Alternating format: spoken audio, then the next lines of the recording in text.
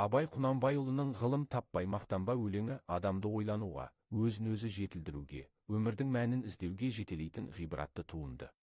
Ақын жас ұрпаққа қарата айтқан бұл өсиетінде бос мақтан мен мәнсіз күлкіге әуес болмауға, уақытты босқа өткізбеуге үндейді.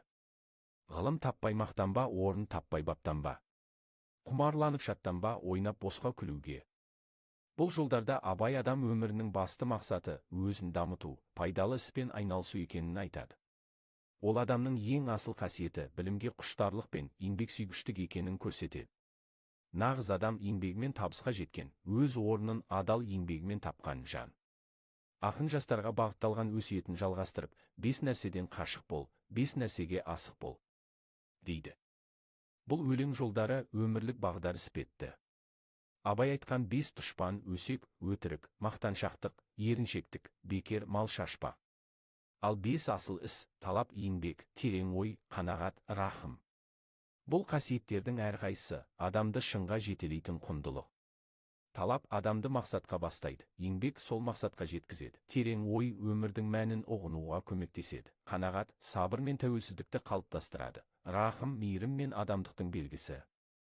Абай осы арқылы адам болудың өлшемін көрсетеді.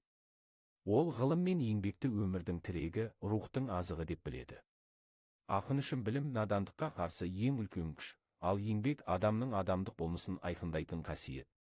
Талап, еңбек, терең ой, қанағат, рахым, ойлап қой, 5 асыл іс көнсеңіз.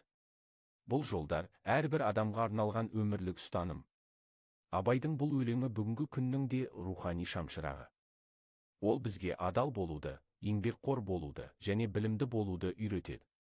Адамның қадірі байлықта емес, оның жүрегіндегі адалдық пен ақылындағы білімде екенін ұқтырады.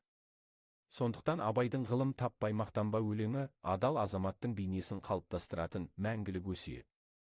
Бұл өлеңнің әр жолы ұлт болашағын тәрбиелейтін рухани сабақ.